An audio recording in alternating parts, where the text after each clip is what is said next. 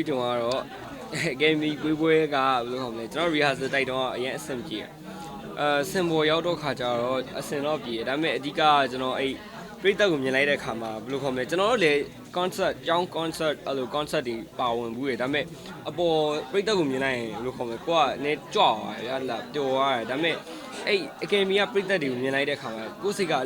လုံးဝရီရားလေတင်းကြောက်ဗျာကျွန်တော်အတက်နိုင်ဆုံးရီထားတယ်အသက်မပါတော့ဒါပေမဲ့အဲ့ကြောင့်မျက်နှာနဲ့ငူမဲအောင်ဖြစ်သွားတယ်အဲ့လိုဒါပေမဲ့ဘယ်လိုခေါ်မလဲဖြစ်ပါဦးမင်းဆိုင်ကိုပါဒါပေမဲ့စိတ်လေးကိုဘယ်လိုခေါ်မလဲရီစရာလေးပြန်တွေးတော့ရီရပါဘောနော်ကျင်းတဲ့နေ့တော့ကျွန်တော်အကူတွေကိုဖြော်ပြရဲအဲ့လိုကပြရဲအဲ့ပွဲမတိုင်ခင်လည်းကျွန်တော်ကပြနေဘူးဒါပေမဲ့ပွဲမှာပထမဆုံးစင်မောတက်ပြီးရင်ကျွန်တော်အောက်မှာငိုင်သွားတော့မှအကူတွေကပြန်ပြီးကျွန်တော်ကိုဘယ်လိုခေါ်မလဲပြန်ဆွပေးရပါဘောနော်ဟိုဘယ်လိုပြောရမလဲအမကသူ့ကိုတော့အဲ့လိုမျိုးပေါ့နော်အရန်ကြီးတော့စိုးရင်ထားတာမရှိပါဘူးဘာလို့လဲဆိုတော့သူကနည်းနည်းလေးသူ့မှာအဲ့လိုမျိုးပေါ့သူ့ကိုသူယုံကြည်တဲ့ဟာလေးရှိရဲပေါ့နော်ရှိရဲဆိုတဲ့အတွက်ငါသားကအဆင်ပြေမှာပါပဲဆိုပြီးတော့ပေါ့နော်ကိုရီးယားအောက်ကနေပြီးတော့သူ့ကိုကြည့်တဲ့အချိန်မှာတော့ PT နဲ့ပေါ့လေဒီလိုကြက်တည်ရှိနဲ့ပေါ့နော်ဒီလိုမျိုးသားတယောက်ကိုမြင်ရတဲ့အတွက်မိဘတယောက်အနေနဲ့အရန်ကို PT ဖြစ်ရပါတယ်ဟုတ်တယ်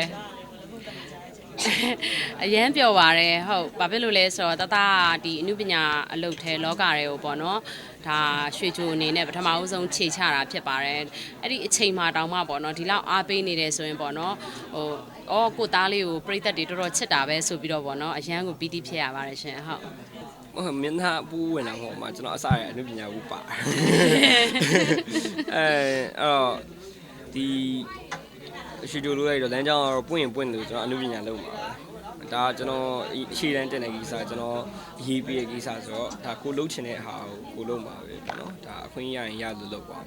ဟုတ်တော်တော်ရွှေချိုလုပ်ပြီးနောက်ပိုင်းမှာကျွန်တော်တော်တော်လူပိုတိသွားတဲ့အတွက်ဘယ်လိုခေါ်မလဲအခွင့်အလမ်းပို့ပွင့်သွားမယ်လို့ထင်တယ်အဲ့လိုတိသွားတဲ့အတွက်လည်းကျင်းတတ်တယ်ဝင်းရံကြတယ်အရန်ချစ်ကြတယ်ပေါ့နော်အဲ့အတွက်လည်းအမအရန်လဲပြောပါတယ်လို့အခုလိုမျိုးပေါ့နော်တသားကိုအားပေးတဲ့အတွက်လည်းပေါ့နော်အမအရန်လဲကျေးဇူးတင်ပါတယ်လို့တားကိုချစ်တဲ့ပရိသတ်တွေကိုပြောချင်ပါတယ်ရှင်ဟုတ်အမှန်တိုင်းပြောရရင်တော့အမအနေနဲ့ကတော့ပညာရေးကိုဦးစားပေးပြီးတော့သွားချင်တာပေါ့နော်ဒါပေမဲ့လည်းအခုဟာဘယ်လိုပြောရမလဲဒီလမ်းချောင်းပေါ်ကိုရောက်ပြီဆိုတော့အချိန်ခါကိုကြည့်ပြီးတော့ပထမအဆုံးအနေနဲ့တော့သူ့ကိုအဲ့လိုမျိုးပေါ့လိုအပ်တာပေါ့နော်ကိုကံပညာတို့အဲ့သူအားရင်အားတဲ့အချိန်လေးမှာပေါ့နော်ကိုကံပညာဆိုရင်လည်းအဲ့လိုမျိုးပေါ့ကားရိုက်တဲ့အခါမှာအဲ့လိုမျိုး fighting action ကားရိုက်တဲ့အခါမှာလည်းအဆင်ပြေအောင်ပေါ့နော်အဲ့လိုမျိုးပေါ့နောက်ဒီအားကစားနဲ့ပတ်သက်ရင်လည်းလိုအပ်တဲ့ဟာလေးတွေပေါ့နော်တကယ်လို့အရက်ပို့ပြီးတော့ဒီတဲ့ရှေ့ဖို့အတွက်ဆိုရေကူးတာတို့ဂျင်ဆော့တာတို့အဲ့လိုမျိုးလေးတွေပေါ့အဲ့ဒီကနေပေါ့စသွားရမှာပေါ့နော်ဟုတ်ကဲ့ဟုတ်အမေကတော့ drama menu ပေါ့နော်drama ကသူ့ရဲ့အရန် masterpiece ပေါ့